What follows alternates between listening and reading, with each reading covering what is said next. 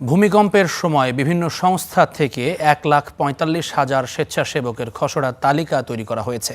প্রধানমন্ত্রীর সঙ্গে বৈঠক শেষে দুর্যোগ ও ত্রাণমন্ত্রী আসাদুল হাবিব দুলু জানান, ঢাকা উত্তর দক্ষিণ মিলিয়ে 445টি আশ্রয়স্থল চিহ্নিত করা হয়েছে। এদিকে পূজা উদযাপন কমিটির সাধারণ সম্পাদক জানান, হিন্দু সম্প্রদায়ের বিরুদ্ধে মিথ্যা মামলা প্রত্যাহারের আশ্বাস দিয়েছেন সরকার প্রধান।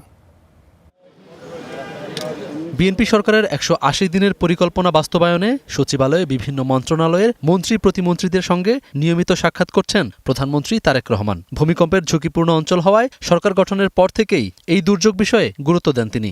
এরই অংশ হিসেবে ত্রাণ ও দুর্যোগ ব্যবস্থাপনা মন্ত্রীকে দিলেন একগুচ্ছ নির্দেশনা, যাতে রয়েছে ভূমিকম্প সচেতনতায় শিক্ষক শিক্ষার্থীদের প্রশিক্ষণ এবং শিক্ষা কারিকুলামে অন্তর্ভুক্তি।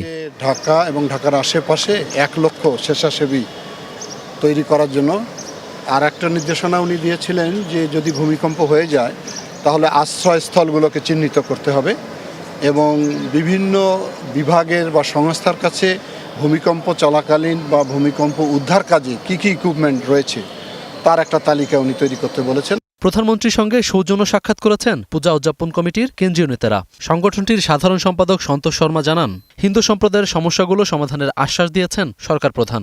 হিন্দু ধর্মীয় কল্যাণ ট্রাস্টের পরিবর্তে ফাউন্ডেশন করা, দেবোত্তর সম্পত্তি আইন করা, সংখ্যালঘু সুরক্ষা আইন, সংখ্যালঘু পৃথক মন্ত্রণালয়, সংখ্যালঘু কমিশন, দুর্গাপূজার ছুটি 3 দিন কমপক্ষে করা, তারপর 5ই আগস্টের পরে আমাদের সম্প্রদায়ের যে সমস্ত লোকজনের বিরুদ্ধে মিথ্যা এবং হয়রানিমূলক মামলা দেওয়া হয়েছে সেই মামলাগুলো প্রত্যাহার এবং আমাদের লোকজনের জাতীয় জীবনের সকল ক্ষেত্রে আনুপাতিক হারে প্রতিনিধিত্ব এনশিওর করা।